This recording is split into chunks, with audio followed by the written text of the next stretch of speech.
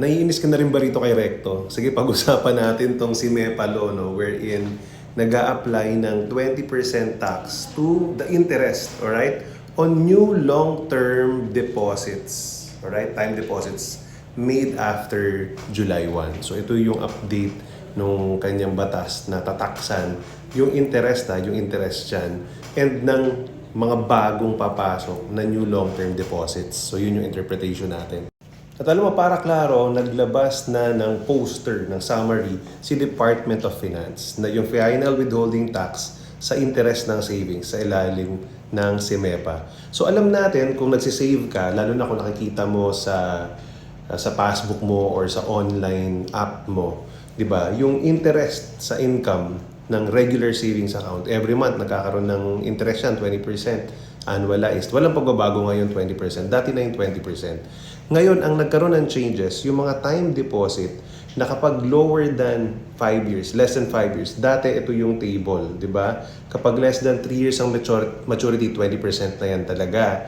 Kapag 3 to 4 years, no, less than 4 years, 12% per annum. Tapos kapag 4 to 5 years, 5% per annum.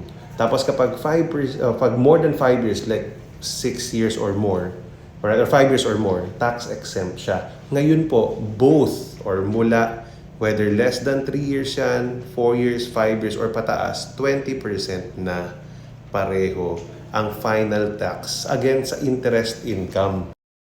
Did some research, ano yung mga banks na nagbibigay ng magandang returns, and nakuha ko to sa website ni grit.ph. Ayan, nilista niya, no? From Tonic Bank na nagbibigay ng 4.75 interest dun sa, let's say, 100,000 na ilalagay mo sa time deposit nila. No, Security Bank 4%, PBCom 3.5%, pababa. Alright, East West, RCBC, Maybank, PS Bank, BPI, China Bank, Metro Bank, ayan, no, merong 1%, even less than 1% kung time deposit. So meaning kung 100,000, ayan, 4,000 ka per month kung Security Bank ka.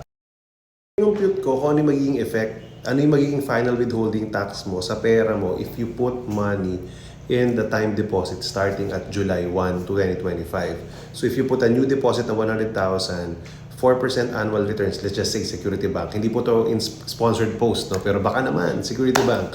O yan, so madaling compute eh, 4% na 100,000, may 4,000 ka na kinita, interest income sa isang taon.